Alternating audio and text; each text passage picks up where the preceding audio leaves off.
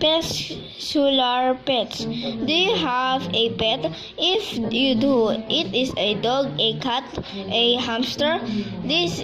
Are some of the more common pets. If you don't have one of these pets, you probably know someone who does. However, there are some people who are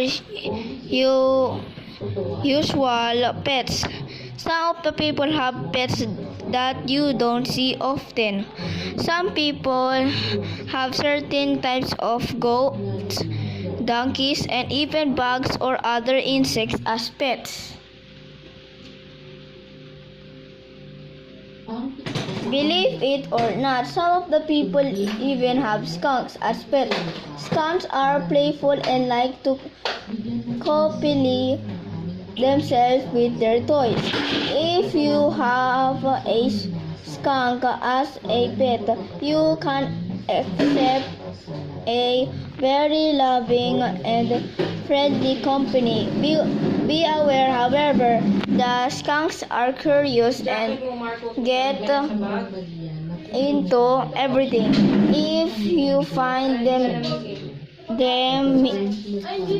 if you find items missing, your skunk might be responsible for making them disappear.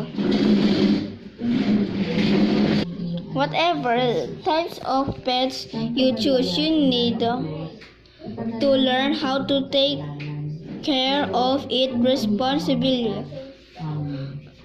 Pet owners should learn about their type of pet to know what is the best of it and how to keep it comfortable.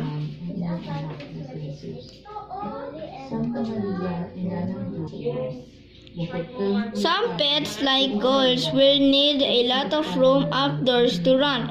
Other pets like insects will need a safe enclosed areas with enough air to breathe. Feeding your pet properly is one of the most important jobs as a pet owner. Not only should your pet food that is nutritious, but it should not have the food that could cause it harm. For example, do you know that chocolate is poisonous for many animals? Chocolate can make them very sick. There is one good thing about this, that you will not have to share your favorite candy bars with your pet.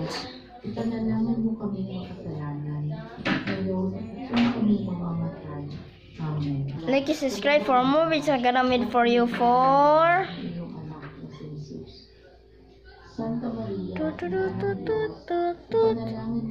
story.